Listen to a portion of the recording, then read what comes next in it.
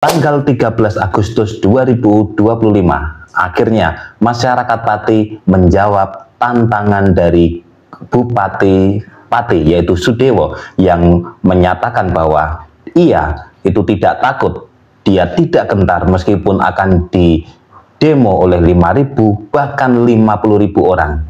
Dan kita semua tahu pada akhirnya yang datang justru ratusan ribu warga Pati.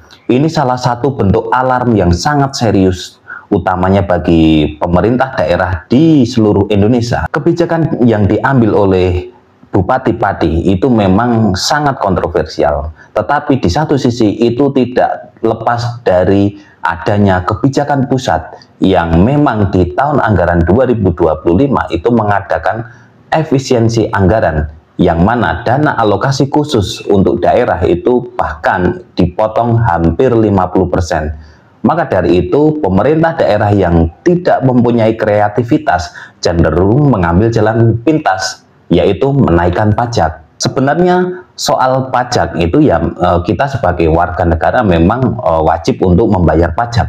Bupati Pati mengambil satu langkah untuk menjadi solusi, tetapi justru menjadi bumerang. Dari kasus Pati ini kita bisa belajar bahwa ketika seorang bupati atau pemimpin daerah mengambil keputusan yang sepihak dan kemudian dia mengambil kebijakan yang sangat tidak pro rakyat, ditambah dia adalah seorang pemimpin yang arogan bahkan menantang warganya sendiri, ya kita sudah tahu pada akhirnya ketika masyarakat itu bergerak, di mana masyarakat adalah yang memilih dia, yang mengantarkan dia sampai pada posisi ini, itulah yang terjadi. Masyarakat marah dan masyarakat berhak untuk mengekspresikan itu.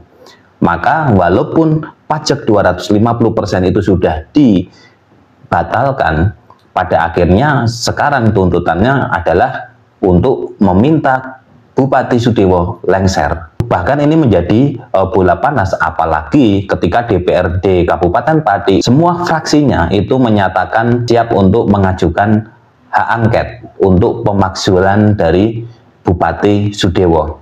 Tentu ini bisa menjadi pelajaran yang sangat berharga. Sebab apa? Sebab kita tahu bahwa Sudewo itu adalah kader Partai Gerindra dan diusung oleh Partai Gerindra dengan beberapa partai.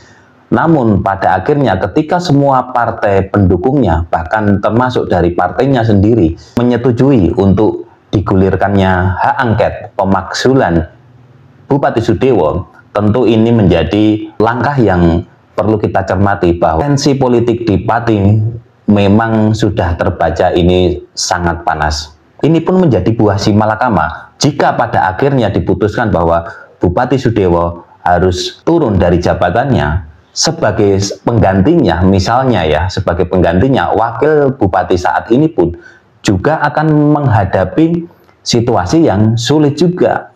Bupati sudah memutuskan untuk membatalkan kenaikan pajak yang 250%, otomatis pendapatan asli daerah dari Kabupaten Pati itu akan sama dengan di tahun 2024.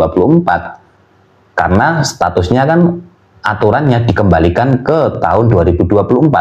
Sementara di satu sisi dana alokasi khusus dari pemerintah pusat itu sudah ada efisiensi anggaran sebanyak 50%.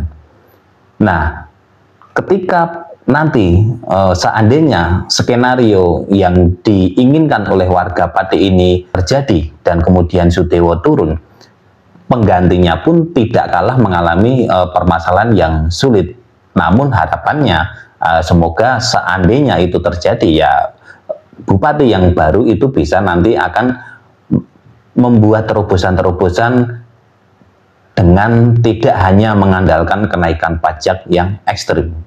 Ini pelajaran yang sangat berharga dari Kabupaten Pati. Menurut teman-teman bagaimana? Silahkan kalian bisa tulis di kolom komentar. Ini adalah jalan pintas yang sudah diambil oleh Bupati Sudewo, dan itu sudah menjadi risikonya ketika akhirnya rakyat melawan dan dia dituntut untuk lengser dari jabatannya. Ini akan menjadi catatan bahwa seorang pemimpin daerah tidak boleh semena-mena, mentang-mentang dia sedang berkuasa, dia kemudian mengambil kebijakan-kebijakan yang sangat memberatkan rakyat. Ketika rakyat sudah marah dan sudah muak dengan kelakuan pemimpinnya, ya jangan disalahkan ketika mereka akhirnya menuntut untuk dia mundur. Mari kita ikuti terus perkembangan di Kabupaten Pati.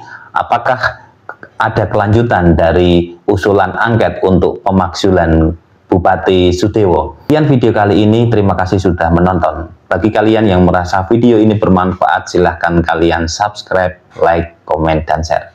Terima kasih.